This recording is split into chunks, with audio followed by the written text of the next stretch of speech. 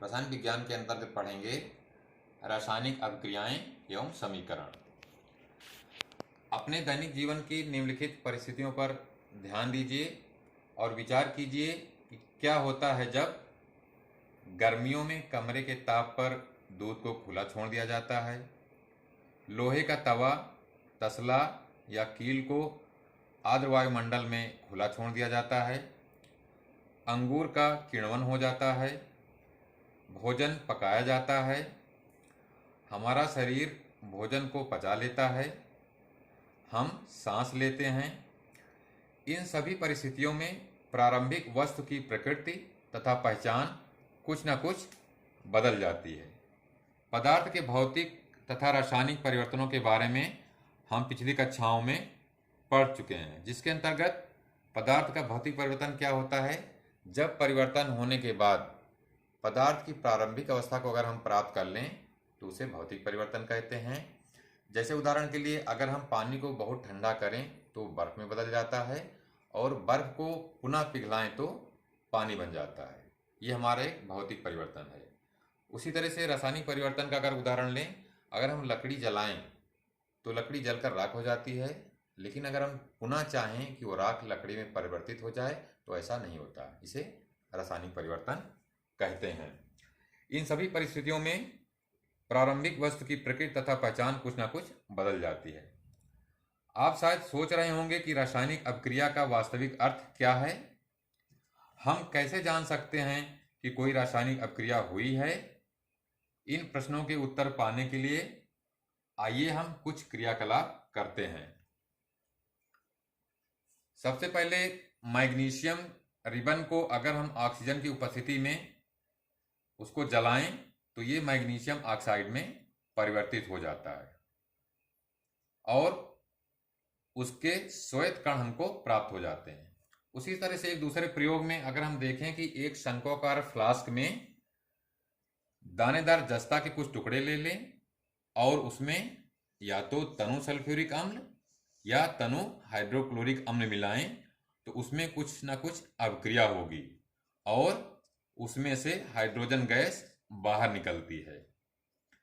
यदि हम अपने आसपास हो रहे परिवर्तनों को देखें तो पाएंगे कि चारों ओर विविध प्रकार की रासायनिक अभिक्रिया हो रही हैं, जिसमें अवस्था में परिवर्तन होता है, रंग में परिवर्तन होता है, गैस का निकासी या उत्सर्जन होता है और तापमान में भी परिवर्तन हो सकता है। या तो रासायनिक अभिक्रिया के बाद तापमान में बढ़ोतरी होगी या तापमान कम होगा। इस प्रकार हम रासायनिक समीकरण को पढ़ने के लिए अगर उसका वर्णन करें तो वाक्यों में उसका वर्णन बहुत लंबा हो जाता है, जिसके लिए हम संक्षिप्त रूप में लिखने के लिए शब्द का प्रयोग करते हैं और उसे शब्द समीकरण कहते हैं। जैसे मैग्नीशियम ऑक्सीजन के साथ जब दहन करा रहे हैं तो मैग्नीशियम ऑक्साइड एक पदार्थ बन रहा है, जिसको हम शब्द के रूप में लिखे हैं तो ये हमारा शब्द समीकरण होगा। इसी प्रकार मैग्नीशियम और ऑक्सीजन को जब हम संकेत के रूप में लिखना चाहें तो देखते हैं कि हमारा जो समीकरण है वो रासायनिक समीकरण कहलाएगा।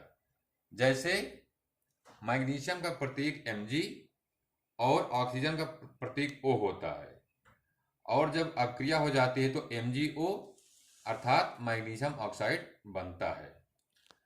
रासायनिक समीकरण को और अच्छे से प्रदर्शित करने के लिए एक हम उदाहरण चार्ट पे प्रस्तुत कर सकते हैं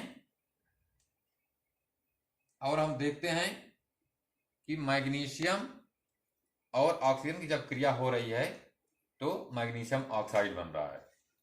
उसी तरह उनका प्रतीक जो भी हम चर्चा कर रहे थे कि मैग्नीशियम का प्रतीक Mg और ऑक्सीजन का O है, ये दोनों जब क्रिया करते हैं तो मैग्नीशियम ऑक्साइड अर्थात MgO बनता है।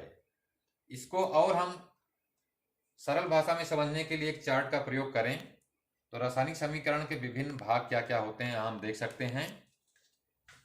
जब दो पदार्थ क्रिया करते हैं तो उसके बीच में हम धन का निशान लगाते हैं और ये दोनों पदार्थ हमारे अभिकारक के रूप में जाने जाते हैं और चूंकि ये तीर के बाईं तरफ हैं इसलिए इनको हम बायां पक्ष बोलते हैं। और अभिक्रिया होने के पश्चात जो नया पदार्थ बनेगा, जैसे हमने समीकरण दिखाया C+D, ये रसायन की भाषा में उत्पाद कहलाते हैं। चूंकि ये तीर के दाहिने तरफ हैं इसलिए इनको दायां पक्ष बोलते हैं।